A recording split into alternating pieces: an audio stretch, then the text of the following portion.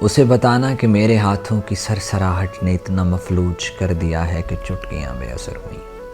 اسے بتانا کہ میری حساسیت نے بے وقت بے حسی اختیار کی ہے۔ اسے بتانا کہ خود کلامی کا مرحلہ بھی اسی سے باتوں میں طے ہوا ہے۔ اسے بتانا کہ اپنے ہونے کا بوجھ اس قدر بڑا ہے کہ میرے ہونے کے سر میں چاندی اگی ہوئی ہے۔ اسے بتانا کہ میں نے لوگوں سے بات کرنے کو نوحہ خانی سمجھ لیا ہے۔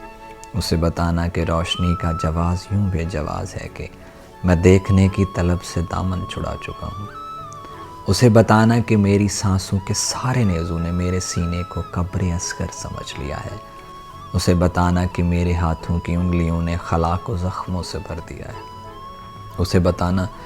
اسے بتانا کہ میری آنکھوں کے گرد جو تھے سیاہ حلقے، وہ اس کے غم کی عظیم نعمت سے سرخ ہونے پہ مطمئن ہے۔ اسے بتانا کہ اس کے دکھ کو معاشرے کی بری نظر سے بچا رہا ہوں۔ اسے بتانا کہ اس کی فطرت کی پیروی میں لگا ہوا ہوں۔ اسے بتانا کہ اس کے کہنے پہ مسکرانے کی کوششوں میں اپنی آنکھیں بہا چکا ہوں۔ اسے بتانا کہ اب کسی کی بھی کال سننے کا کوئی مقصد نہیں رہا ہے۔ اسے بتانا کہ میں نے پچھلے برس سے میسج کا کوئی پیکج نہیں لگایا۔ اسے بتانا کہ اس نے تحفے میں ایک گھڑی جو کہ مجھ کو دی تھی وہ اس کے جاتے ہی رک گئی ہے۔ اسے بتانا کہ وقت میرا رکا ہوا ہے۔ اسے بتانا کہ اس کے جانے کے بعد مجھ کو اس بدے وجود سے کوئی شکایت نہیں رہی ہے۔ اسے بتانا کہ آئینہ دیکھنے کی ہمت نہیں رہی ہے، وہ اس لیے کہ میں ایک آنسو بنا ہوا ہوں۔